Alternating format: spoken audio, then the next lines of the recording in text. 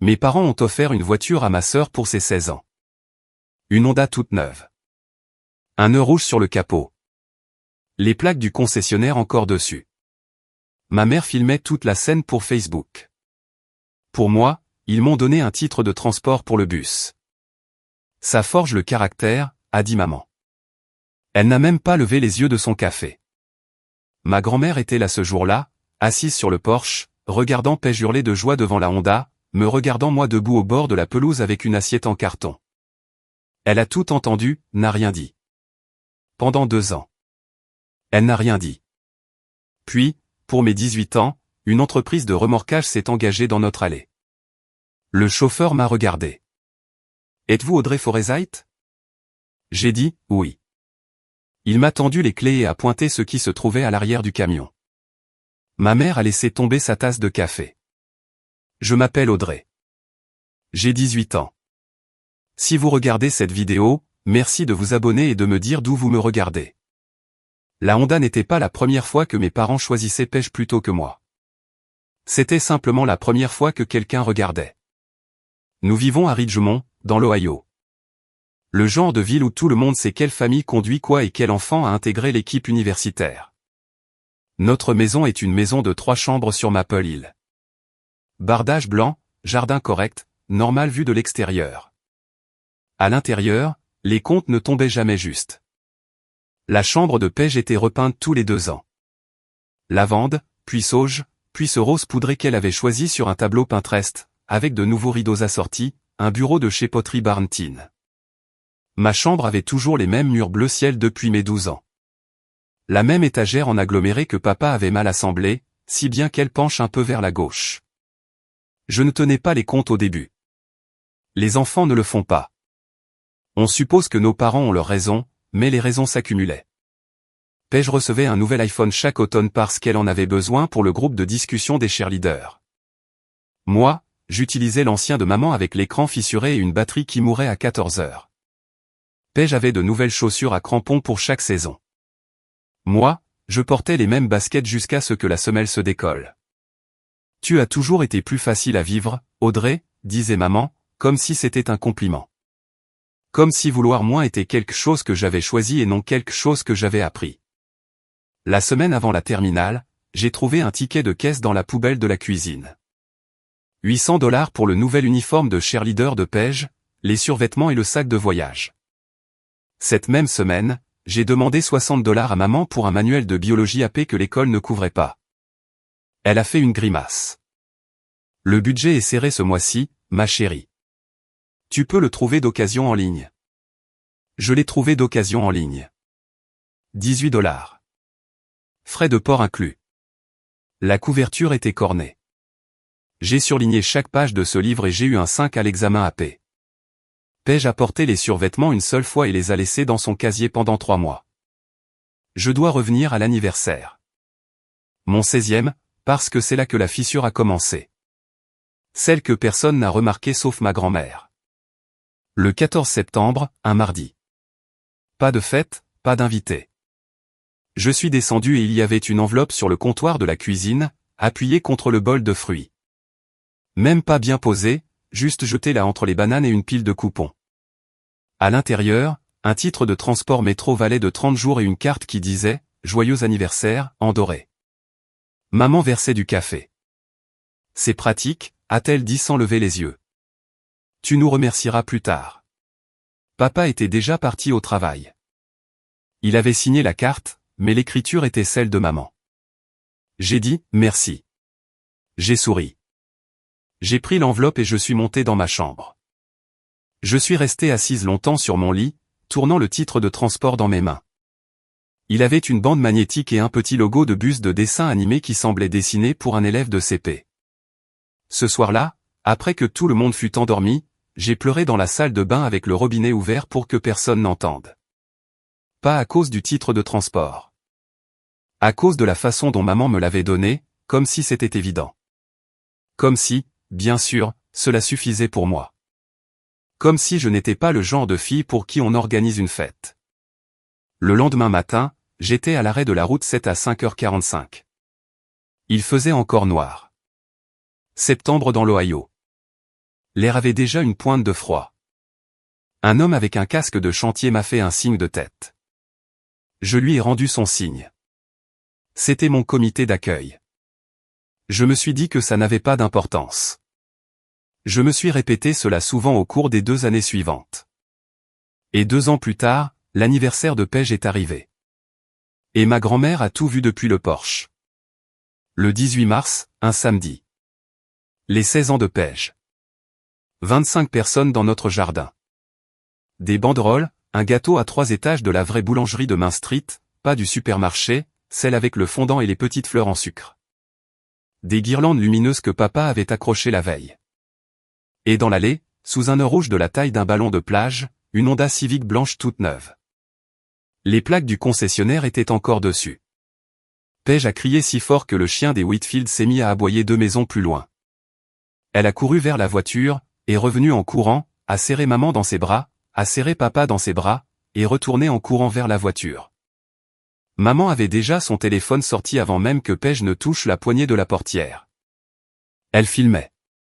Le post Facebook a été publié dans l'heure. Notre petite fille mérite le monde. Joyeux Sweet 16, Paige. 47 likes à l'heure du dîner. Je suis resté près de la glacière en tenant une assiette de gâteau que je ne mangeais pas. J'ai applaudi quand tout le monde applaudissait. J'ai dit à Paige que c'était une belle voiture et je le pensais. Elle l'était. Je ne comprenais simplement pas pourquoi les belles choses pointaient toujours dans sa direction. Personne ne m'a demandé ce que je ressentais. Personne ne m'a regardé assez longtemps pour se poser la question, sauf grand-mère Ruth. Elle était assise sur le porche dans le fauteuil en osier. Elle tenait toujours son café dans la main gauche, la main droite posée sur la coudoir. Elle a regardé la Honda. Elle a regardé Paige pousser des cris. Elle a regardé maman filmer. Puis elle m'a regardé, debout au bord avec mon assiette en carton. Et quelque chose sur son visage s'est légèrement crispé, comme une décision prise derrière des yeux fermés. Madame Whitfield de la maison d'à côté s'est penchée et a murmuré, Audrey n'a pas eu un simple titre de transport pour le bus pour le sien. Grand-mère a posé son café. Oui. 2 mots. Mais il contenait 2 années de préparation dont je ne savais encore rien. Les 2 années suivantes ont été les miennes. Pas parce que quelqu'un me les avait données, mais parce que je les ai construites à partir de rien. J'ai été embauché au Millstone Coffee 3 semaines après la fête d'anniversaire de Paige, des shifts à 5h30, du mardi au samedi avant l'école. Le propriétaire, Monsieur Delaney, était un ancien militaire et ne croyait pas aux bavardages inutiles. Il m'a appris à tirer des shots d'espresso, à réapprovisionner les stocks et à fermer la caisse au centime près. Au bout de 2 mois, il me faisait confiance pour ouvrir la boutique. J'ai tout économisé. Les pourboires dans un bocal maçonne, les chèques de paie sur un compte d'épargne que grand-mère Ruth m'avait aidé à ouvrir. 2 ans, sans voiture, sans gros achats. J'ai mis de côté $3200. Chaque dollar gagné debout derrière un comptoir pendant que ma sœur dormait jusqu'à 7h30 et se rendait à l'école en Honda. Ma moyenne générale est restée à 3,8. J'ai postulé pour 4 bourses et en ai obtenu 2. J'ai pris le bus pour chaque entretien à l'université, chaque shift de bénévolat, chaque session d'études AP à la bibliothèque publique. Une seule fois, j'ai demandé à maman si je pouvais emprunter la fourgonnette familiale pour me rendre à un entretien pour un stage à 40 minutes au nord. Elle a à peine levé les yeux de son téléphone. Paige en a besoin pour l'entraînement. J'ai pris le bus. Ça m'a mise 10 minutes en retard. L'intervieweuse, une femme nommée Madame Garner, l'a remarqué.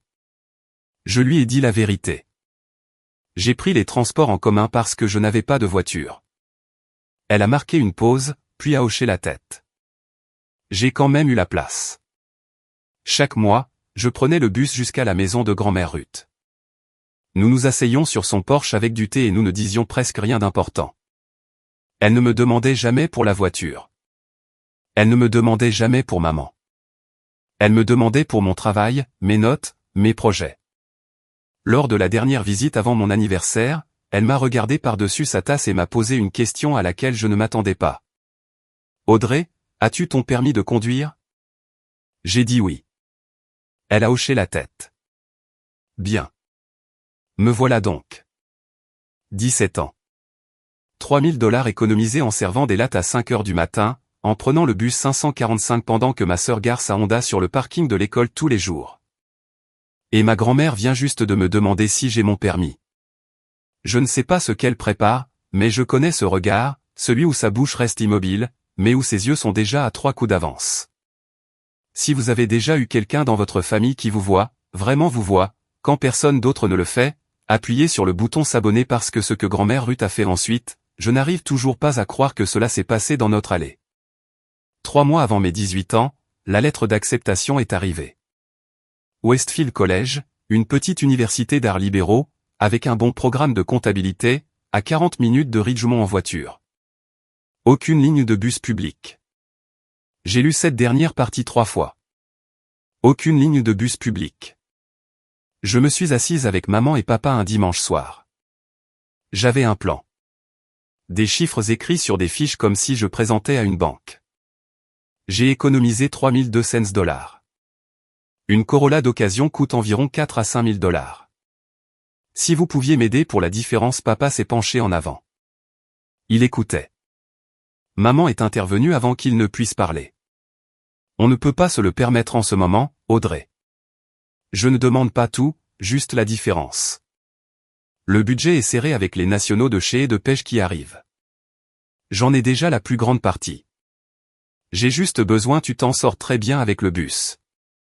Il n'y a pas de bus pour Westfield. Elle a marqué une pause. À peine. Alors débrouille-toi. C'est ce que font les adultes. Ce soir-là, je me brossais les dents quand je l'ai vu. L'iPad familial était sur le comptoir de la salle de bain, encore déverrouillé.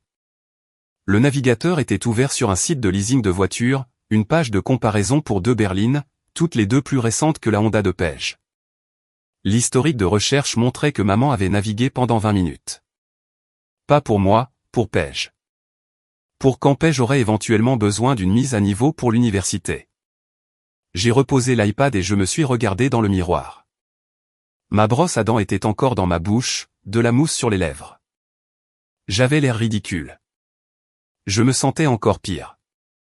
Il y a un moment où on arrête d'être surpris par la façon dont vos parents vous traitent et où on commence à être surpris de continuer à espérer quelque chose de différent. Cette nuit-là a été ce moment. J'ai rincé, craché, éteint la lumière. Le titre de transport n'a pas forgé mon caractère, il a construit des murs. La lettre du stage est arrivée un mercredi. Wallace et Pratt, un petit cabinet comptable à 35 minutes de Ridgemont. Un poste d'été rémunéré. Le genre de ligne sur un CV qui ouvre des portes pour une jeune fille d'une ville où la plupart des portes restent fermées. Un problème, pas de bus, pas de covoiturage, aucun moyen d'y aller sans véhicule. J'ai fait le calcul sur une serviette pendant ma pause au Milestone. Uber, aller-retour, 5 jours par semaine pendant 10 semaines, environ $1800. Plus de la moitié de mes économies, l'argent dont j'avais besoin pour les manuels, les fournitures de dortoir, les frais du premier semestre. Cela aurait tout détruit de ce que j'avais construit. J'ai essayé une dernière fois. Dîner du dimanche, pain de viande. J'ai attendu que tout le monde soit calme. Le stage commence le 5 juin. C'est à 35 minutes en voiture. Si je pouvais utiliser la fourgonnette 3 jours par semaine, papa commençait à hocher la tête. Je voyais bien. Il était sur le point de dire oui. Si on t'achète une voiture, a dit maman, Page va trouver ça injuste. La table est devenue silencieuse. Même Page a levé les yeux de son téléphone. J'avais envie de dire, Page a déjà une voiture. Page a une voiture depuis 6 mois. Page va au centre commercial le mardi pour des smoothies. En quoi est-ce injuste pour Page? Mais j'avais appris depuis longtemps que la logique ne fonctionne pas dans une maison où les règles ne s'appliquent qu'à une seule fille. J'ai quitté la table. J'ai lavé mes assiettes. Je suis monté dans ma chambre et j'ai pris mon téléphone. Je n'ai pas appelé grand-mère Ruth pour demander de l'argent. Je l'ai appelée parce qu'elle était la seule personne qui ne m'avait jamais donné l'impression que je demandais trop. Je lui ai parlé du stage, des calculs, de la fourgonnette. Elle a écouté, ne m'a pas interrompu une seule fois, puis elle est restée silencieuse longtemps. Ton anniversaire est dans 6 semaines, a-t-elle dit. Tiens bon. Après cet appel téléphonique, grand-mère Ruth a commencé à se comporter différemment. De petites choses au début. Elle m'a appelé en milieu de semaine. Inhabituel. Parce que grand-mère était du genre à appeler le dimanche. Question rapide, ma chérie. Tu préfères les SUV ou les berlines? J'ai ri. Pourquoi, tu achètes une voiture? Juste par curiosité. Humour. Une vieille dame. SUV, je suppose. Plus pratique pour transporter des affaires à l'université. MHM. Une semaine plus tard, un autre appel. Tu as dit que tu avais ton permis. Tu as passé l'examen de conduite et tout. Grand-mère, tu me l'as déjà demandé. J'ai 71 ans. J'ai le droit de demander 2 fois. J'ai laissé passer. Grand-mère Ruth avait toujours été un peu excentrique. Elle gardait un carnet en cuir de ses années dans l'immobilier et notait tout comme si le monde allait la questionner plus tard. Je me suis dit qu'elle cataloguait simplement les informations comme elle l'avait toujours fait. Mais ensuite je suis allé la voir un samedi et quelque chose semblait étrange. J'ai monté les marches du porche et je l'ai entendue au téléphone à travers la porte moustiquaire. Elle parlait à oncle Glenn, son fils cadet, le frère de maman, et les seuls mots que j'ai saisis avant qu'elle ne me voie étaient « Les papiers sont presque prêts. Livraison mercredi ». Elle a raccroché rapidement, m'a souri. Glenn est d'un ami avec une histoire de camion. Entre. Le thé est prêt. Je n'ai pas insisté. Grand-mère avait une règle, ne jamais demander à propos d'un cadeau avant ton anniversaire. Elle le disait depuis que j'avais 5 ans. Alors j'ai bu mon thé, je l'ai aidé à désherber le jardin, et je suis rentré en bus, en faisant semblant de ne pas avoir remarqué la feuille de papier sur sa table de salle à manger avec le logo d'un concessionnaire Toyota en haut. À moitié couverte par un livre de bibliothèque qu'elle avait visiblement placé là en vitesse. 6 semaines semblaient 6 mois. Mais mon anniversaire est enfin arrivé et rien n'aurait pu me préparer à ce qui s'est engagé dans notre allée ce soir-là, 3 semaines avant mon anniversaire. Dîner du mardi, poulet et riz. J'ai décidé d'essayer une dernière fois. Pas parce que je pensais que ça marcherait, mais parce que je voulais que le dossier soit clair. Je voulais savoir que j'avais demandé. J'ai trouvé une Corolla d'occasion en ligne. 4 000 $ pile. Maman n'a pas levé les yeux de son assiette. On ne peut pas se le permettre. J'ai 3 000 $ d'économiser maintenant. Elle a levé les yeux. Alors tu n'as besoin que de 1 000 de plus. C'est ce que je demande. Demande quand on ne paie pas les régionaux de Pège. Pège Machet. C'est les régionaux, maman. Pas les nationaux. Peu importe ce que c'est cher. Audrey, tu sais comment ça marche. Papa n'a rien dit. Fourchette assiette bouche. Fourchette assiette bouche. Un homme fait de routine et d'évitement. Vraiment? Ai-je dit. Parce que je ne suis plus sûr de le savoir. Les yeux de maman se sont plissés. Que veux-tu dire? J'ai soutenu son regard exactement 2 secondes. Puis je me suis levé, j'ai débarrassé mon assiette et je suis allé à l'évier. Pas de claquement, pas de larmes, juste le bruit calme de l'eau coulant sur la céramique. Pège m'a suivi dans la cuisine 1 minute plus tard. Elle s'est appuyée contre le comptoir, les bras croisés, l'air mal à l'aise, ce qui était rare pour Pège. Le malaise arrivait généralement aux autres. Désolé pour ça, a-t-elle dit. Mais le bus n'est pas si mal, hein. J'ai fermé le robinet, essuyé mes mains sur le torchon, et je l'ai regardé. Tu l'as déjà pris? Elle a cligné des yeux. Quoi? Le bus? Tu as déjà pris la route 7? Elle a ouvert la bouche, l'a refermée. Non. Ouais, ai-je dit. Je sais. J'ai accroché le torchon et je suis monté. Derrière moi, j'ai entendu Pège ouvrir le frigo, le refermer et s'éloigner. Elle ne m'a pas suivi. Elle ne savait pas comment faire. J'ai découvert ce que maman disait aux gens par accident. 1 semaine après la dispute du dîner, je suis rentré tôt du Milston. Monsieur Delaney m'a laissé partir à midi parce que la machine à espresso était en panne. Je suis entré par le garage, silencieusement parce que j'avais enlevé mes chaussures à la porte comme maman l'aimait, et j'ai entendu sa voix qui venait du salon. Appel téléphonique, haut-parleur éteint, mais elle parlait assez fort pour que les murs n'aient pas d'importance. Audrey n'a jamais été matérialiste. Elle préfère en fait le bus. Elle aime l'indépendance. Je me suis arrêté dans le couloir. Mes chaussettes sur le parquet, ma main sur le mur. Tous les enfants n'ont pas besoin d'une voiture, Brenda. Elle est différente de Paige. Différente. Elle l'a dit comme un diagnostic, comme quelque chose de fixé et de permanent, comme si j'étais une espèce qui ne nécessitait pas ce que les filles normales nécessitent. Je sais, mais honnêtement, ça va. Audrey ne fait pas toute une histoire des choses. Elle ne l'a jamais fait. Je suis resté là pendant ce qui m'a semblé 5 minutes, mais qui était probablement 30 secondes. Mes ongles s'enfonçaient dans ma paume assez fort pour y laisser de petits croissants. Pas de colère, mais de l'effort pour rester silencieuse alors que chaque nerf de mon corps voulait entrer et dire « Je n'ai jamais dit que je préférais le bus. Je n'ai jamais dit que je l'aimais. J'ai dit merci.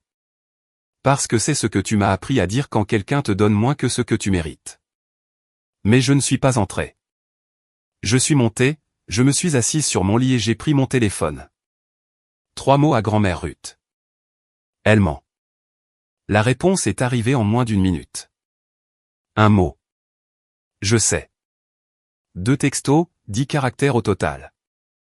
Et pourtant, pour la première fois depuis des semaines, j'ai eu l'impression que le sol sous mes pieds était solide. Papa m'a trouvé dans le garage ce samedi-là. Je l'aidais à trier des raccords de tuyaux. Il est plombier indépendant. Il a toujours un travail à moitié fini dans un coin de la maison. Nous avons travaillé en silence un moment. C'était normal. Papa et moi communiquions le mieux quand nos mains étaient occupées et nos bouches non. Puis il l'a dit à voix basse, presque dans un souffle, comme si les mots tournaient depuis des semaines et avaient enfin glissé. Je sais que ce n'est pas juste, ma puce. L'histoire de la voiture.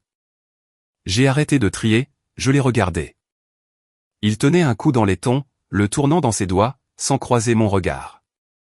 Alors aide-moi, ai-je dit. Il a expiré. Je vais parler à ta mère. Quelque chose dans ma poitrine s'est déverrouillé. Juste une petite chose, un loquet dont je n'avais pas réalisé que je le maintenais fermé. Papa savait, et il allait faire quelque chose.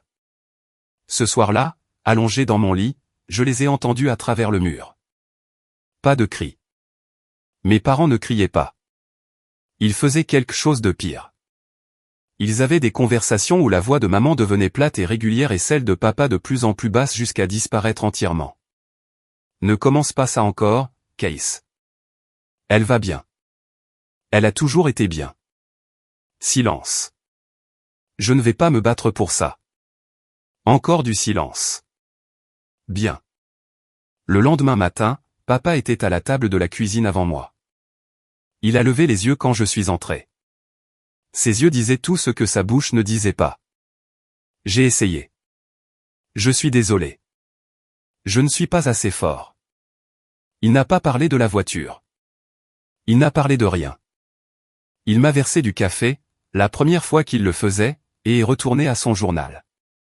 J'ai compris quelque chose alors qui a enlevé la colère en moi et l'a remplacée par quelque chose de plus lourd. Mon père n'était pas cruel. Il était juste un lâche dans une maison où la lâcheté était facile. La date limite pour confirmer mon stage était dans 14 jours. Je devais fournir la preuve d'un moyen de transport fiable. Pas facultatif, pas flexible. Wallace et Pratt étaient à 35 minutes par des routes de campagne sans trottoir et sans arrêt de bus. Ils avaient eu une stagiaire qui venait à vélo une fois. Elle avait démissionné après une semaine. Je me suis assise à mon bureau avec l'ordinateur portable ouvert. Le formulaire de confirmation brillait sur l'écran. En bas, un menu déroulant, mode de transport vers le bureau. Les options étaient véhicules personnels, covoiturage et autres. Veuillez préciser. Il n'y avait pas d'option pour « ma famille a 2 voitures et aucune n'est disponible pour moi ». J'ai survolé, refusé l'offre. Mes économies, 3200 $ et budget Uber pour 10 semaines, 1800 $ minimum. Il restait 1400 $ pour toute une première année de manuel, fourniture et tout ce qui pourrait survenir. Ce n'était pas assez. Refuser était le choix intelligent, le choix sûr, le choix Audrey. Mon pouce était sur le pavé tactile quand mon téléphone a vibré. Grand-mère Ruth. Pas un texto, un appel. Elle n'appelait jamais le mercredi. Ne refuse rien, a-t-elle dit. Pas de « bonjour ». pas de « Comment vas-tu ?» Juste ça. Grand-mère, je encore 2 semaines, Audrey. J'ai besoin que tu me fasses confiance pendant 2 semaines de plus. Je ne comprends pas. Quoi? Tu n'as pas besoin de comprendre. Tu as besoin de ne pas cliquer sur ce bouton. J'ai fixé l'écran. Le curseur clignotait sur « Refuser l'offre » comme un battement de cœur. D'accord, ai-je dit. 2 semaines. Bonne fille. Maintenant va étudier quelque chose. Elle a raccroché. Pas d'explication, pas d'indice. Juste une femme de 71 ans me disant de tenir bon avec une certitude qui ne vient pas de l'espoir. Elle vient d'avoir déjà tout arrangé. J'ai fermé l'ordinateur. Je n'ai pas refusé. Je ne comprenais pas pourquoi, mais j'ai tenu bon. La prochaine fois que j'ai rendu visite à grand-mère Ruth, elle était d'une humeur étrange. Pas mauvaise, juste concentrée, comme si elle faisait des calculs derrière ses yeux tout en versant le thé. Nous nous sommes assises sur le porche. La lumière de l'après-midi passait à travers l'érable dans son jardin et faisait des motifs sur les planches du sol. Elle avait son carnet en cuir ouvert sur la table d'appoint, celui de ses années dans l'immobilier, dos craquelé, élastique le maintenant fermé la plupart du temps. Aujourd'hui il était ouvert. Je ne pouvais pas lire ce qu'il y avait sur la page, mais je voyais des colonnes, des chiffres, des dates entourées au stylo rouge. Audrey, a-t-elle dit en remuant son thé avec une petite cuillère. Sais-tu ce que signifie légalement avoir 18 ans? J'ai haussé les épaules. Je peux voter. Elle a presque souri. Tu peux posséder des biens, mettre un titre à ton nom, signer des contrats, et une fois que quelque chose est à ton nom, enregistré, titré, documenté, personne ne peut te le prendre. Ni ta mère, ni ton père, personne. Je l'ai regardé. C'est une chose assez intense à dire en buvant du camomille. Je suis une femme intense. Elle a fermé le carnet et posé sa tasse avec un petit tintement. La conversation a continué. Elle m'a demandé mes résultats AP, si Milston me donnait assez d'heures, ce que je lisais. Des choses normales de grand-mère, mais sur le trajet du retour, en bus, techniquement, je n'arrêtais pas de retourner cette phrase. Personne ne peut te le prendre. Pourquoi avait-elle dit ça? Qu'est-ce que quelqu'un voudrait me prendre? J'avais un téléphone à écran fissuré, une étagère qui penche et $3200 sur un compte d'épargne. Je ne comprenais pas alors. Je ne comprendrai pas avant 3 semaines de plus. Mais grand-mère Ruth avait été dans l'immobilier pendant 30 ans et elle savait une chose mieux que quiconque, le timing est tout, et les papiers sont permanents. Oncle Glenn est arrivé chez grand-mère Ruth le samedi suivant pendant que j'y étais. Il est entré par la porte de derrière comme s'il était chez lui, ce qui, connaissant Glenn, était sa façon d'entrer dans chaque pièce. Un grand gaillard, avant-bras épais, qui tenait un petit atelier de carrosserie sur la route 12. C'était le frère cadet de maman, mais il ne se ressemblait en rien.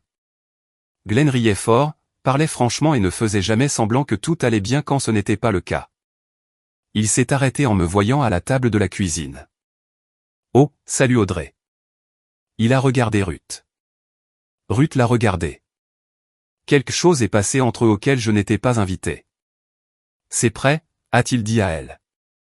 Le concessionnaire a confirmé. Livraison mercredi. Le visage de Ruth n'a pas changé.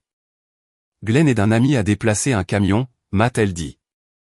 Fluide, répété, comme si elle avait répété la phrase. Glenn a hoché la tête. Ouais, histoire de camion. Ennuyeux. Il était un très mauvais menteur.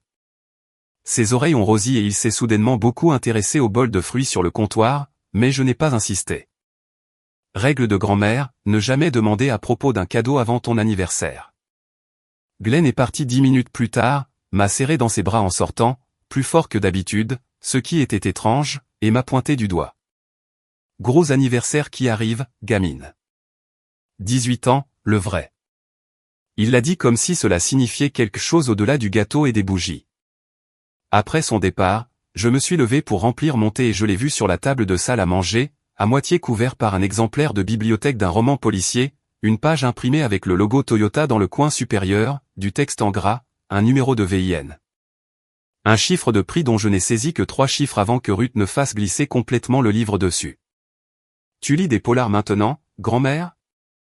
J'en ai toujours lu, a-t-elle dit et elle a souri d'une façon qui ne me disait absolument rien et tout en même temps. Une semaine avant mes 18 ans, je suis descendu un lundi matin et la cuisine ressemblait exactement à ce qu'elle était toujours. Pas de liste sur le frigo, pas de sac de fournitures pour fête sur le comptoir, pas de groupe de discussion qui s'affole sur le téléphone de maman à propos des décorations ou des listes d'invités. J'ai pensé à l'anniversaire de Paige à 16 ans. Maman avait commencé à planifier 3 semaines à l'avance. Elle avait fait un Google Doc partagé avec papa, un Google Doc pour une fête d'anniversaire avec un plan de table, une liste de traiteurs et une colonne intitulée « Opportunité photo ». Elle avait commandé des serviettes personnalisées. Des serviettes personnalisées pour mon anniversaire. Il n'y avait rien. Pas de doc, pas de serviettes, aucune mention. Le mercredi, j'ai testé l'eau. On fait quelque chose pour mon anniversaire? Maman vidait le lave-vaisselle. Elle a marqué une pause juste assez longue pour signaler qu'elle avait oublié et qu'elle jouait maintenant le rôle de celle qui se souvient. Bien sûr, on fera un dîner. Dîner en famille samedi soir. Dîner en famille. Traduction, ce que maman avait envie de cuisiner, un gâteau du supermarché de chez Kroger et une carte avec $50 que papa signerait dans la voiture en rentrant du travail. Ça a l'air génial, ai-je dit, parce que qui avait-il d'autre à dire? Je suis monté, je me suis assise sur mon lit, j'ai regardé le plafond. Les fissures là-haut étaient les mêmes depuis mes 14 ans.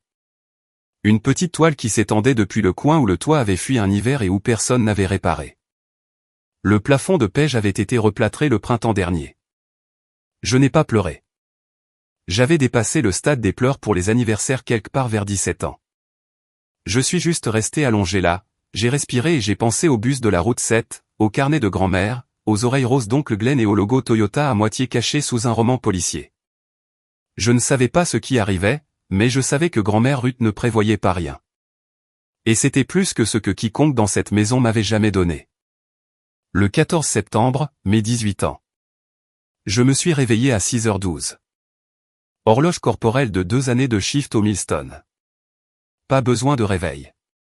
Pas de réveil réglé. La maison était silencieuse. La porte de Paige était fermée. J'entendais la douche couler.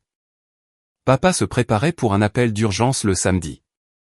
Une canalisation avait éclaté dans un lotissement du côté est. Je suis descendu. La cuisine sentait le café et rien d'autre. Pas de pancake, rien de spécial. Juste l'énergie d'un mardi matin pour le plus important anniversaire de ma vie. Papa est passé dans ses bottes de travail. Joyeux anniversaire, ma puce. Il m'a tendu une enveloppe, blanche, sans décoration. À l'intérieur une carte avec une photo stock de ballon et un billet de $50. Merci, papa. Il m'a serré l'épaule. Dîner ce soir. Ta mère s'en occupe. Puis il est sorti. Son camion a descendu l'allée en grondant avant que j'aie fini de lire la carte. Son écriture cette fois, au moins. Fier de toi, Odd. Papa. 5 mots. La phrase la plus émotive que Case Foreza ait jamais mise sur papier. Maman est descendue 20 minutes plus tard, cheveux dans une pince, robe de chambre, café à la main. Joyeux anniversaire, ma chérie. Gros 18 ans. Elle l'a dit comme on dit bon vendredi à un collègue. Agréable, oubliable, déjà en train de passer à la pensée suivante. Paige est apparue à 9h30, encore en pyjama. Joyeux anniversaire, sœurette. Elle m'a serré rapidement dans ses bras, d'un seul bras, assez sincère. Puis elle a pris ses clés sur le crochet et s'est dirigée vers l'allée. La Honda a démarré. Elle était partie. Je suis resté dans la cuisine en tenant un billet de $50, une carte et une tasse de café qui était déjà froid. $50. Je gagnais plus que ça en 2 shifts au Milestone. Mais l'argent n'était pas le point. Ce n'était jamais une question d'argent. C'était ce que l'argent disait sans le dire. À 17h, la maison sentait la lasagne. La recette de maman, beaucoup de ricotta, peu de réflexion sur le fait que la fille dont c'était l'anniversaire aurait peut-être préféré autre chose. On ne m'avait jamais demandé ce que je voulais pour mon dîner d'anniversaire. Paige choisissait toujours. Paige choisissait toujours du steak. Le gâteau du supermarché était sur le comptoir. Glaçage blanc, écriture bleue. Joyeux 18e Audrey. Ça passe. La sonnette a retenti à 17h15. J'ai ouvert en m'attendant à voir grand-mère Ruth. J'ai eu grand-mère Ruth, oncle Glenn, tante Brenda avec son mari Tom, et madame Whitfield de la maison d'à côté, celle qui avait fait le commentaire sur le titre de transport au bus à la fête de pêche 2 ans plus tôt. Grand-mère portait son beau chemisier, celui émeraude qu'elle gardait pour l'église et les enterrements. Ses cheveux étaient coiffés. « Grand-mère, tu essaies tes 18 ans », a-t-elle dit en passant devant moi. Ça vaut la peine de se faire belle. Derrière moi, maman est apparue de la cuisine, torchon sur l'épaule, son visage passant par la surprise, la confusion et quelque chose proche de l'alarme en environ 2 secondes chrono. Mère, j'ai dit, dîner en famille. C'est la famille, a gesticulé Ruth vers Glenn et Brenda. Et madame Whitfield a apporté une tarte.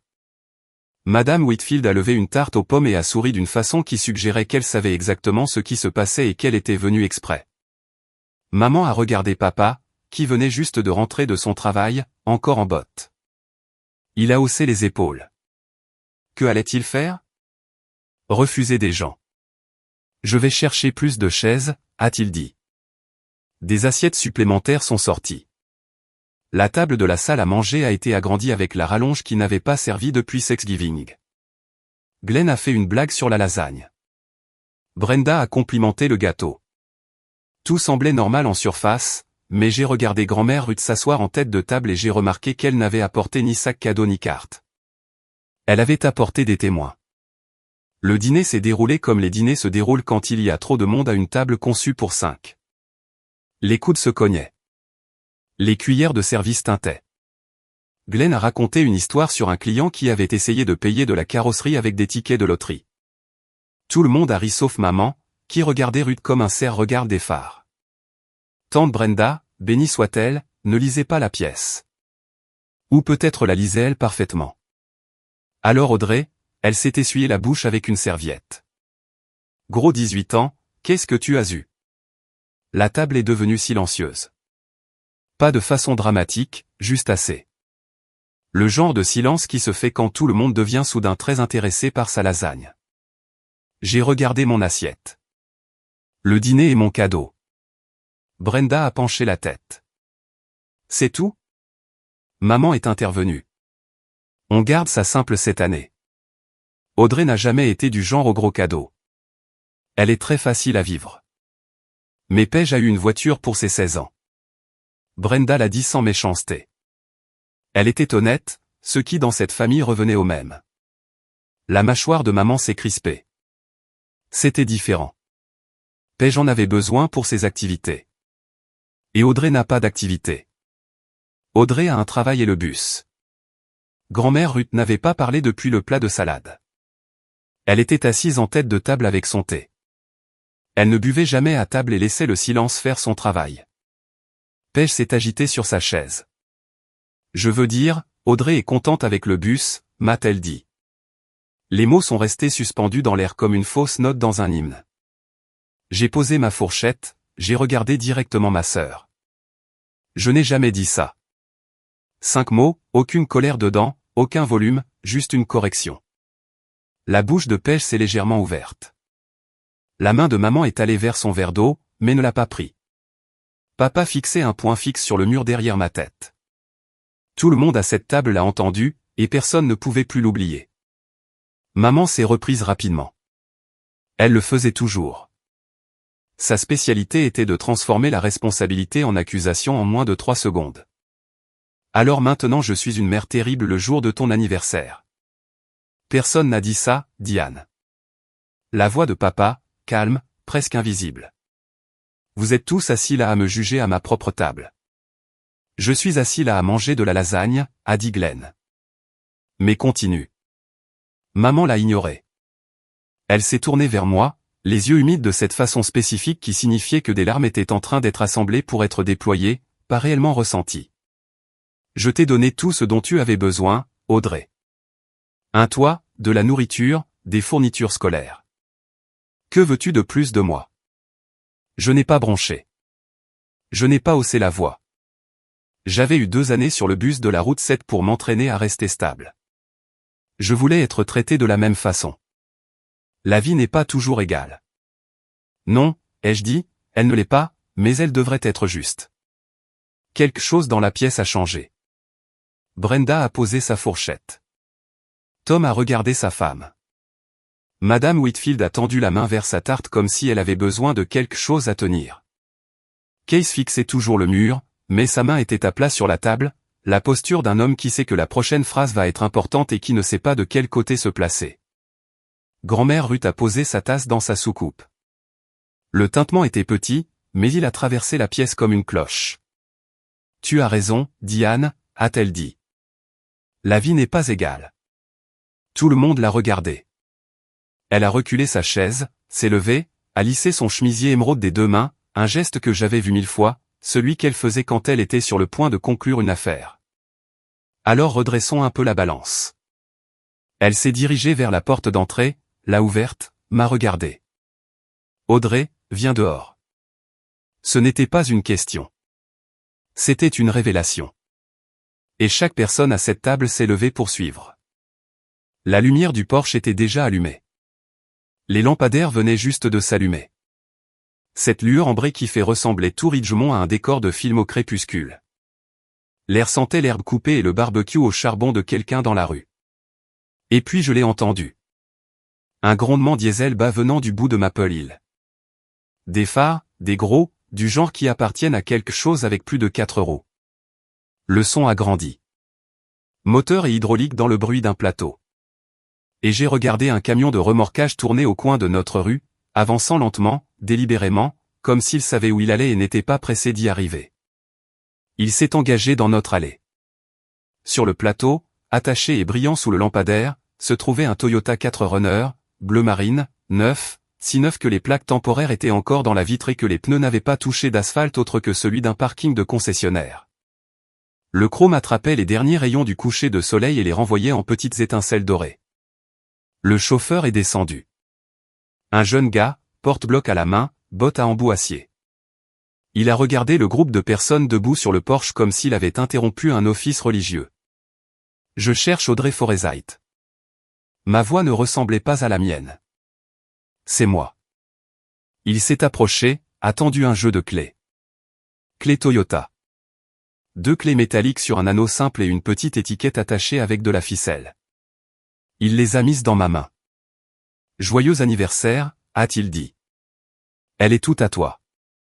Il a pointé le 4Runner sur le plateau du camion. J'ai regardé les clés, regardé le camion, regardé grand-mère Ruth. Elle était debout à côté de moi sur le porche.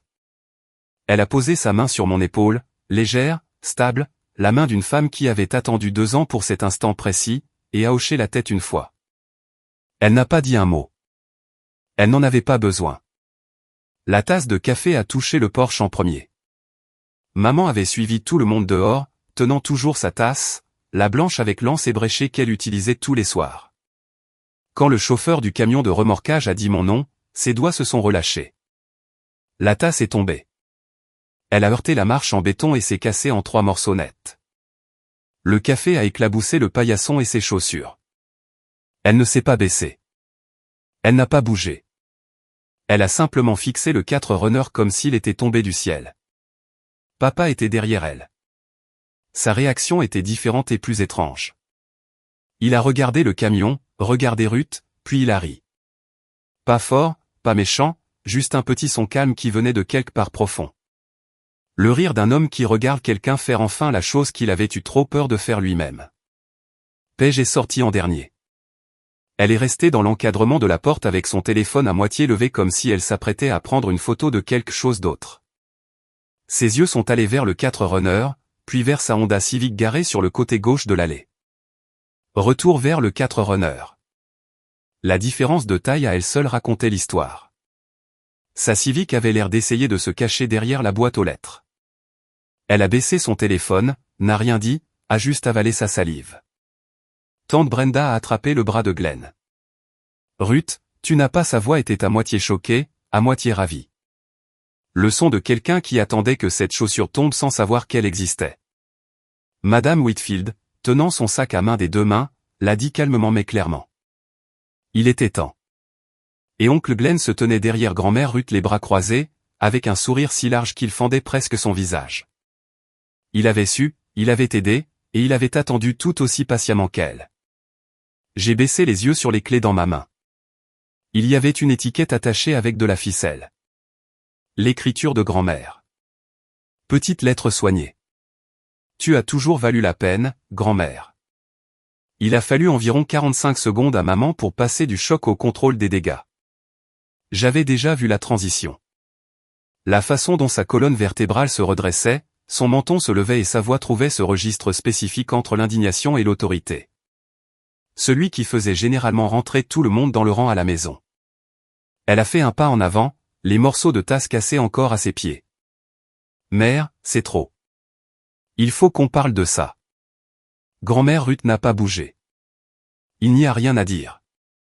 Tu ne peux pas simplement acheter une voiture à ma fille sans me consulter. Elle a 18 ans. Le titre est à son nom. Ça a arrêté maman au milieu de sa phrase. Sa bouche était ouverte, mais les mots se sont coincés quelque part dans sa gorge. Titre, nom, légal, le langage des choses qui ne peuvent pas être défaites par un appel ou un chantage affectif. Tu ne peux pas juste maman à essayer à nouveau. Je peux. Et je l'ai fait. La voix de Ruth était égale. Pas de venin, pas de triomphe, juste un fait. De la même façon que tu as acheté une voiture à pêche sans me demander. Le Porsche est devenu silencieux. Même le chien du voisin, qui aboyait depuis l'arrivée du camion, s'est tu. Maman s'est tournée vers papa. Case, dit quelque chose. Et Case Forsyth, l'homme qui n'avait rien dit de significatif pendant 2 années, a regardé sa fille prendre le bus, a regardé sa femme puis sa belle-mère puis moi. Elle a raison, Diane. 3 mots. La plus grande rébellion de papa en 18 ans de mariage. Ce n'était pas bruyant. Ce n'était pas dramatique, mais ça a atterri comme un marteau. Maman a regardé autour du Porsche. Brenda, Tom, Glenn, Madame Whitfield. Tout le monde était là.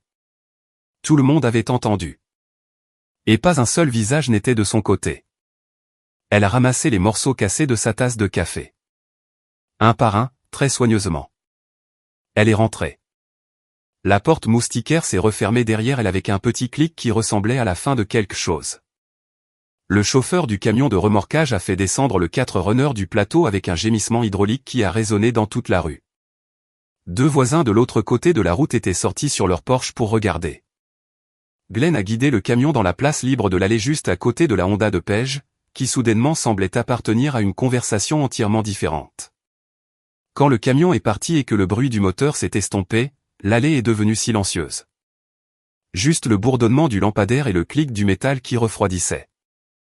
J'ai serré grand-mère Ruth dans mes bras. Pas un câlin rapide, pas un câlin poli. J'ai passé mes bras autour d'elle et je me suis accroché, et j'ai senti sa main tapoter mon dos 2 fois. Ferme, stable, comme elle faisait tout. Tu as mérité ça en étant qui tu es, a-t-elle dit près de mon oreille. Ne laisse personne te dire le contraire.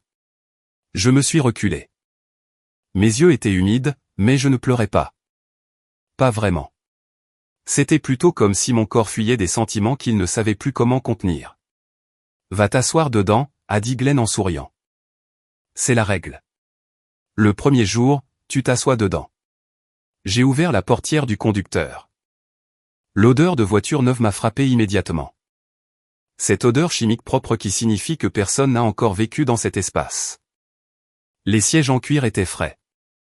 Les lumières du tableau de bord se sont allumées en bleu et blanc. Mes mains ont trouvé le volant et mes doigts tremblaient. Pas de peur, mais du poids d'être vu après des années d'invisibilité. J'ai regardé à travers le pare-brise. La famille était encore sur le Porsche. Papa s'appuyait sur la rambarde. Paige se tenait dans l'encadrement de la porte. Glenn applaudissait. Brenda prenait une photo. Puis j'ai regardé le siège passager. Une autre enveloppe. L'écriture de Ruth sur le devant. Ouvre à la maison. À l'intérieur, je n'ai pas pu attendre. L'immatriculation du véhicule complétée. 6 mois d'assurance. Prépayé. Et un petit mot. Le nom et l'adresse de Wallace et Pratt. En dessous, dans l'écriture soignée de grand-mère, lundi 8 heures. Ne sois pas en retard. Je suis assise dans un 4Runner tout neuf avec mon nom sur le titre et l'écriture de ma grand-mère me dit de ne pas être en retard pour le stage que j'ai failli abandonner il y a 2 heures. Je pensais que mon dîner d'anniversaire allait être un gâteau du supermarché et la lasagne de maman. Et maintenant je tremble derrière un volant qui m'appartient. Si ta grand-mère ou quelqu'un dans ta vie a déjà tout changé avec un seul geste qu'elle préparait en silence, raconte-le-moi en commentaire. Je lis chacun d'entre eux parce que je tremble encore et que l'histoire n'est pas encore terminée. Le lendemain matin, maman m'attendait dans la cuisine. Elle était assise à la table avec les 2 mains autour d'une nouvelle tasse. Elle avait déjà remplacé celle qui était cassée, ce qui m'a tout dit sur sa façon de gérer la perte.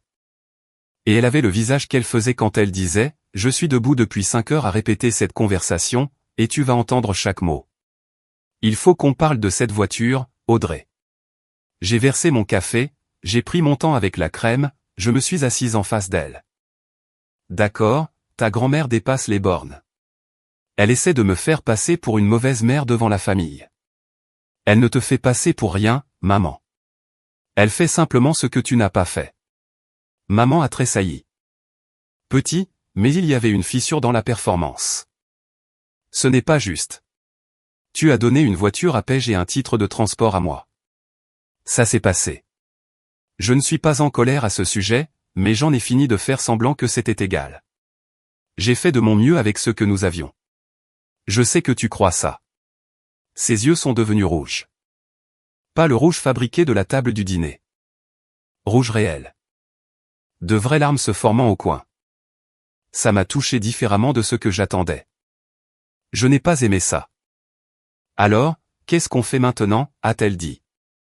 Tu me détestes? Non, je t'aime, mais je garde la voiture et je vais conduire à mon stage lundi, et je ne vais pas m'excuser parce que grand-mère a vu ce que tu ne voulais pas que quiconque voie. Elle est restée avec ça. L'horloge de la cuisine a tic-tac. Le réfrigérateur a bourdonné. Quelque part dehors une tondeuse à gazon a démarré. Monsieur Whitfield, quittons toujours le dimanche. Maman s'est essuyé les yeux avec le dos de la main, s'est levée, a mis sa tasse dans l'évier. J'ai besoin de temps, a-t-elle dit. Prends-le, ai-je dit. Je ne vais nulle part. Elle a quitté la cuisine. Je suis resté là avec mon café et j'ai attendu que mes mains arrêtent de trembler. Elles ne l'ont pas fait pendant longtemps. Papa m'a trouvé dans le garage 1 heure plus tard. Il était assis sur l'établi quand je suis entré, sans rien faire, juste assis, les mains sur les genoux, la posture d'un homme qui avait quelque chose à dire et aucune pratique pour le dire. J'aurais dû dire quelque chose il y a longtemps. Je me suis appuyé contre l'encadrement de la porte. Ouais, tu aurais dû.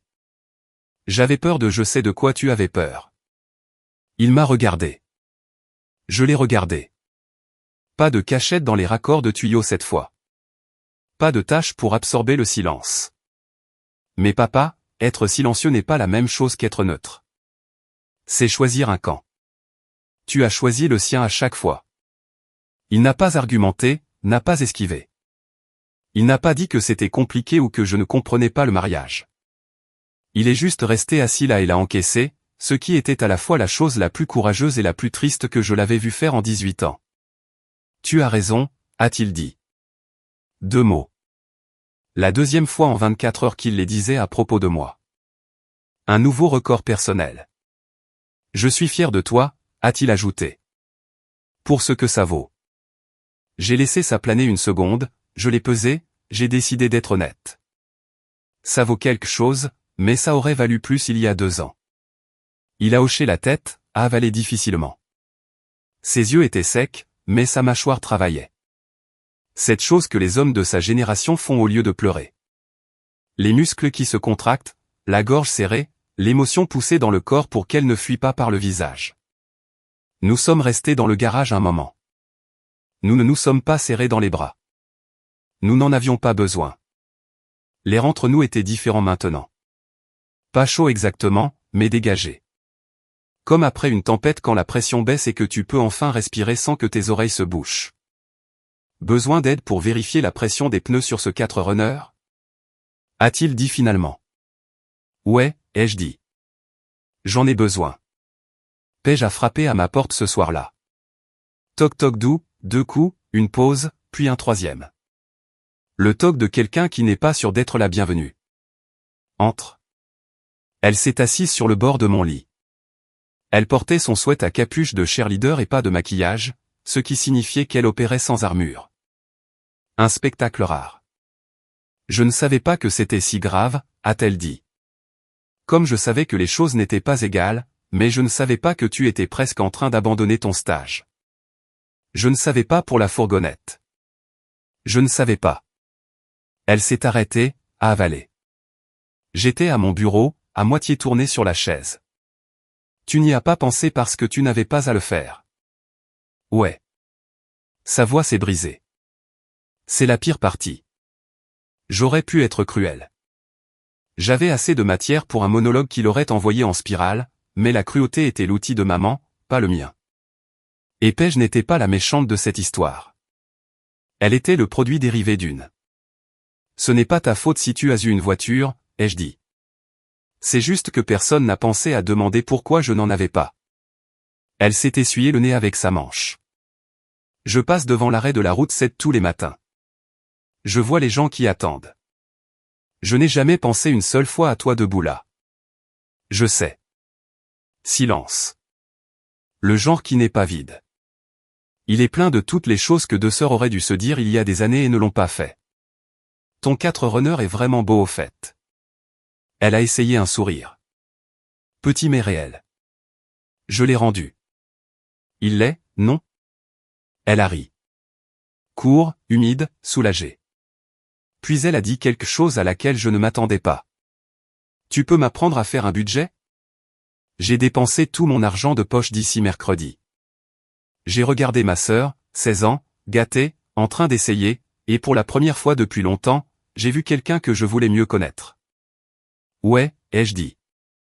Je peux. Dans une ville comme Ridgemont, les nouvelles ne circulent pas, elles explosent. Dès le lundi, 3 personnes au Millstone m'ont demandé pour le 4Runner avant même que j'ai fini mon shift d'ouverture. Monsieur Delaney a juste haussé les sourcils et a dit « Joli roue ». Ce qui, venant de lui, était une ovation debout. Madame Whitfield a raconté l'histoire à son groupe de prière du mardi. Je le sais parce que 2 femmes de ce groupe sont venues au café le lendemain et ont commandé des lattes. Elles n'avaient clairement pas besoin de café, juste de me regarder comme si j'étais un personnage d'un livre qu'elles lisaient. L'une d'elles m'a serré la main par-dessus le comptoir. « Ta grand-mère est une bonne femme », a-t-elle dit. J'ai juste hoché la tête. Tante Brenda a posté une photo sur Facebook, pas de la voiture, de moi debout dans l'allée, clé en main, grand-mère Ruth à côté de moi. Pas de légende sauf un seul emoji, un cœur. Elle n'a pas tagué maman. Le post a eu 62 likes et 14 commentaires. Tous une variation de « Cette grand-mère est une légende ». Maman a commencé à recevoir des messages. Je le sais parce que Paige me l'a dit prudemment, comme si elle délivrait un bulletin météo sur une tempête dont elle n'était pas sûre qu'elle soit passée. Les gens continuent de lui demander pourquoi tu n'as pas eu de voiture avant. Paige a dit qu'elle ne répond pas. Au travail, maman. Elle travaillait à l'accueil de l'école élémentaire de Ridgemont. Une collègue l'a arrêtée dans le couloir. Ta mère a acheté une voiture à ta fille. C'est tellement gentil. Ruth a toujours été une femme si généreuse. Maman a dû sourire à travers ça. Le genre de sourire spécifique qui n'atteint pas les joues. Celui que tu portes quand quelqu'un complimente la personne qui vient de t'embarrasser dans ta propre allée. Je n'ai rien posté. Je n'ai rien dit à personne. J'ai juste conduit le 4Runner au travail, à la bibliothèque, au supermarché. La voiture était sa propre annonce. Ridgemont a fait le reste. Je suis rentré tard d'une journée d'essai à Wallace et Pratt. Mon superviseur de stage voulait que je suive le comptable pendant 1 heure supplémentaire et j'ai trouvé maman assise à la table de la cuisine avec les lumières basses, pas sur son téléphone, pas en train de cuisiner. Juste assise devant un album photo que je n'avais pas vu depuis que j'étais petite. J'ai presque reculé hors de la pièce, mais elle a entendu mes clés. « Assieds-toi », a-t-elle dit. Pas un ordre, une demande. Sa voix avait des bords qui étaient normalement tranchants, mais ce soir ils étaient usés comme des pierres de rivière. Je me suis assise. L'album était ouvert à une page des années 80. 2 filles dans un jardin. L'aînée portait une robe nette avec de la dentelle. La plus jeune, plus petite, cheveux plus foncés, yeux vifs, portait un vêtement d'occasion avec une tache sur le col. C'est ta tante Carole, a dit maman en pointant la fille aînée. Et c'est moi. J'ai regardé. Je pouvais le voir. La même mâchoire, la même façon dont ses cheveux tombaient. Grand-mère Ruth ne faisait pas de favoritisme, a dit maman. Pas exprès. Mais Carole était plus facile, plus agréable, et moi, elle a marqué une pause, j'étais difficile, bruyante. Je demandais trop. Du moins c'est ce que je me disais. Elle a fermé l'album. Ses mains étaient à plat sur la couverture, appuyant comme si elle essayait de garder quelque chose à l'intérieur. Je ne réalisais pas que je faisais la même chose, Audrey. La même chose à toi. J'avais envie de dire quelque chose de tranchant, quelque chose de mérité. Mais en la regardant assise là dans la semi-obscurité avec une photo d'elle à 10 ans dans une chemise tachée, je n'ai tout simplement pas pu. Je te crois, ai-je dit. Mais savoir ne défait pas ce qui a été fait, maman. Ce qui compte, c'est ce que tu fais maintenant. Elle a hoché la tête. Elle n'a pas promis de grandes choses. Elle ne s'est pas transformée en une seule phrase. Mais le lendemain matin, pour la première fois en 18 ans, elle m'a demandé « Comment s'est passé ton stage ?» C'était un début. Je suis allé chez grand-mère Ruth le samedi. Le 4runner prenait les routes de campagne comme si elles étaient pavées de soie. Chaque nid de poule que je sentais autrefois à travers le siège du bus n'était plus qu'un murmure.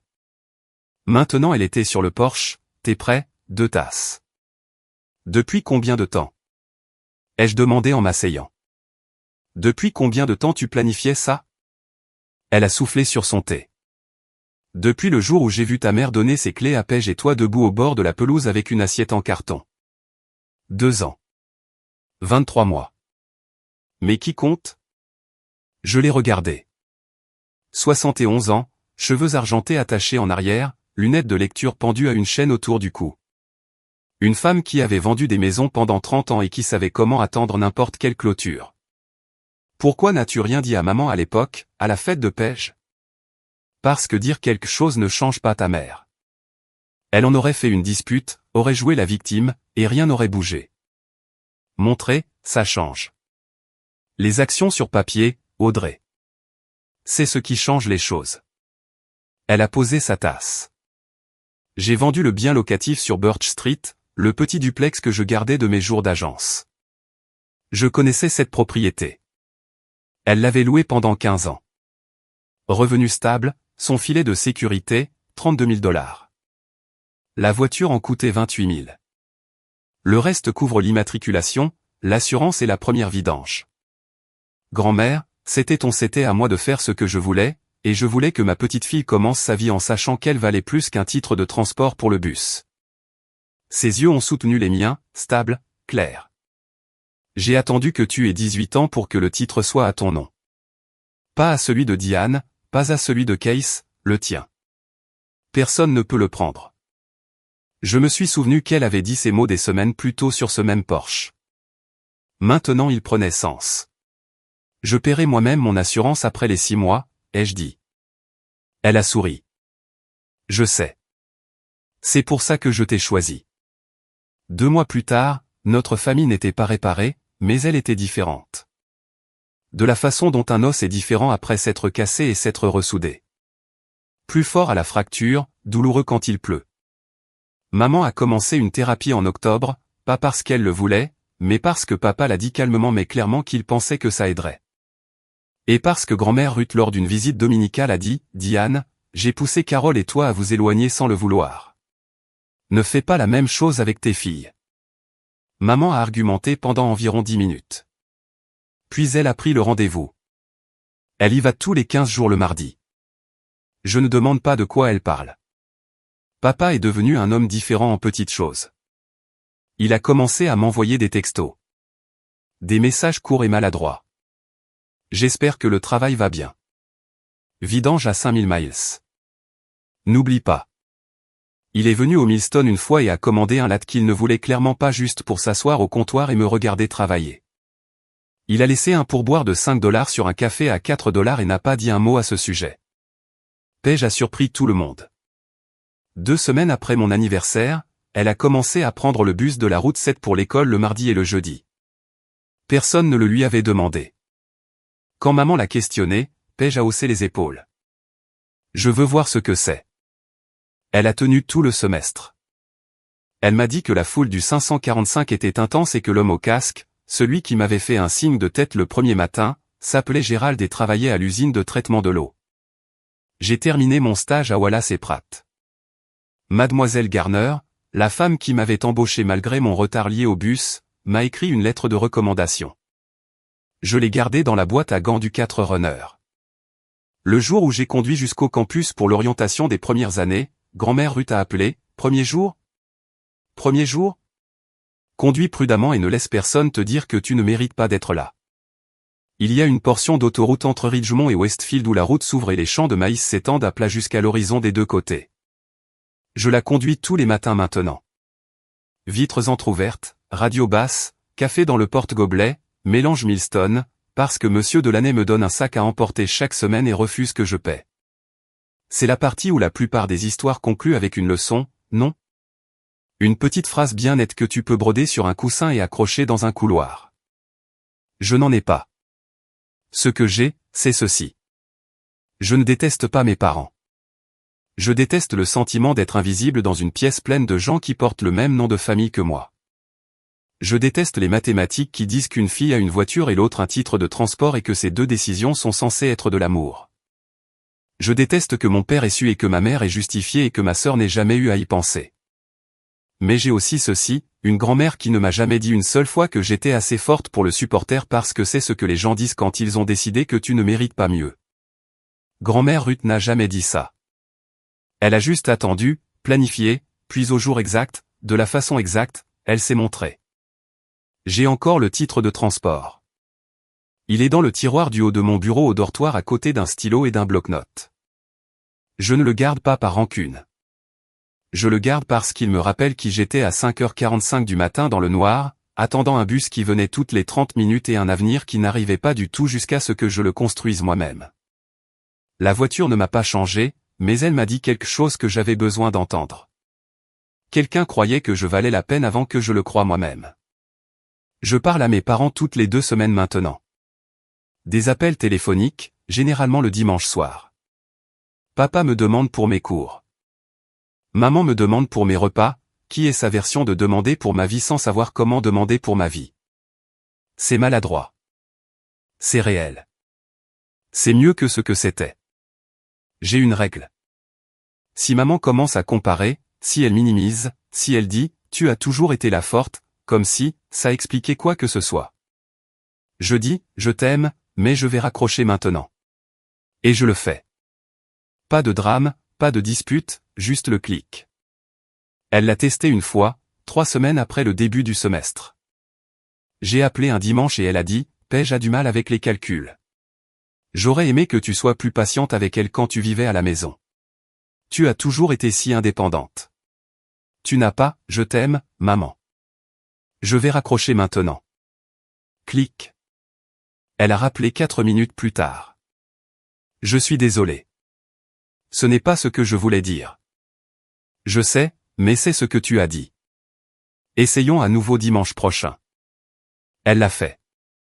Et cet appel était meilleur. Paige m'envoie des textos presque tous les jours maintenant. Surtout des mèmes, mais parfois de vraies questions. Comment tu suis tes dépenses ? Ou, c'est bizarre que je veuille avoir un travail ? Elle a 16 ans et elle se réveille. Je ne vais pas la presser, mais je ne vais pas faire semblant que la Honda garée dans notre allée ne lui a pas appris que les choses viennent gratuitement parce que ça l'a fait. Et désapprendre ça prend du temps. Et grand-mère Ruth. Chaque dimanche je conduis le 4runner jusqu'à chez elle. Nous nous asseyons sur le porche. Nous buvons du thé. Nous ne parlons pas toujours. Parfois nous regardons juste la lumière changer à travers l'érable et nous laissons le silence être plein au lieu d'être vide. C'est la meilleure heure de ma semaine. Chaque semaine. Jeudi dernier, j'ai garé le 4runner sur le parking des étudiants à Westfield et je suis resté assise là 1 minute avant de sortir.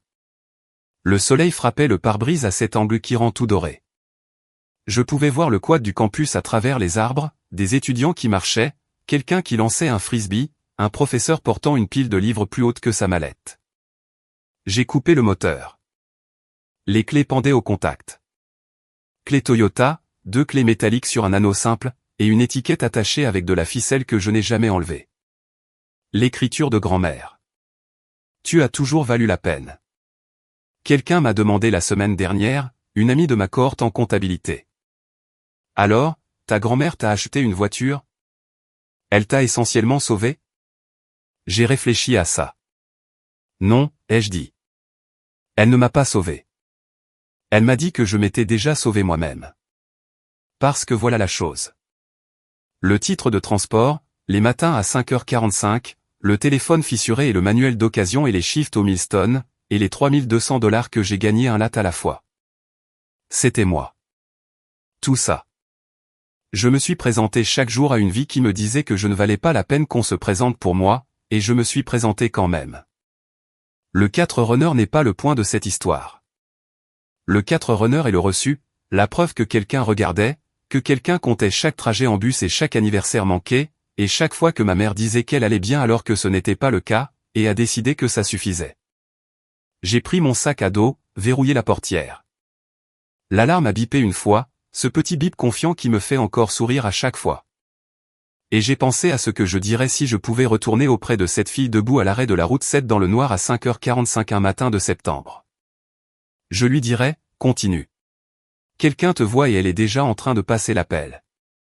Si tu as grandi comme l'enfant qui a eu le titre de transport ou les vêtements d'occasion ou la chambre plus petite ou l'anniversaire discret pendant que ton frère ou ta sœur avait la parade, je veux te dire quelque chose qui m'a pris 18 ans à apprendre. Être fort ne signifie pas que tu ne mérites pas de douceur. Être facile à vivre ne signifie pas que tu dois être moins entretenu. Et le fait que tu aies survécu, que tu te sois levé chaque matin, que tu sois allé à l'école et que tu aies souri à table et que tu aies dit merci pour des choses qui faisaient mal, ne signifie pas que ces choses auraient dû arriver. Tu n'étais pas difficile à aimer. Tu étais facile à négliger. Et ce n'est pas la même chose. Je m'appelle Audrey Forsyth. J'ai 18 ans. Je sers des lattes à 5h30 du matin. J'étudie la comptabilité et je conduis un Toyota 4runner bleu que ma grand-mère m'a acheté parce qu'elle a refusé de me laisser commencer ma vie d'adulte en croyant que je valais moins que ma sœur. Je ne vais pas faire semblant que ma famille est parfaite maintenant. Nous ne le sommes pas. Ma mère est en thérapie. Mon père apprend à parler. Ma sœur apprend à réfléchir. Et j'apprends que pardonner à quelqu'un ne signifie pas oublier ce qu'il a fait. Ça signifie décider que ce qu'il a fait n'a pas le droit de diriger le reste de ta vie. Et si tu as une grand-mère ou un oncle ou un voisin ou un professeur ou quiconque qui te voit quand personne d'autre ne le fait, appelle-le aujourd'hui. N'attends pas ton anniversaire. Ce titre de transport est encore dans le tiroir de mon bureau. Et le 4runner est encore sur le parking. Les deux font partie de qui je suis. Mais un seul d'entre eux était un choix que quelqu'un a fait parce qu'il m'aimait. Et je le conduis tous les jours. C'est mon histoire. Et je sais que je ne suis pas la seule. Si tu as grandi comme l'enfant qui a eu moins d'argent, moins d'attention, moins de tout, pendant que ton frère ou ta sœur avait le monde sur un plateau d'argent, dis-le-moi en commentaire. Je lis chacun d'entre eux. Et si tu veux entendre ce qui s'est passé quand grand-mère Ruth s'est montrée au dîner de Thanksgiving 3 mois plus tard et a apporté les reçus, cette histoire pourrait arriver. Appuie sur s'abonner pour ne pas la manquer. Vérifie la description pour une vidéo sur une autre grand-mère qui a réécrit un testament devant toute la famille.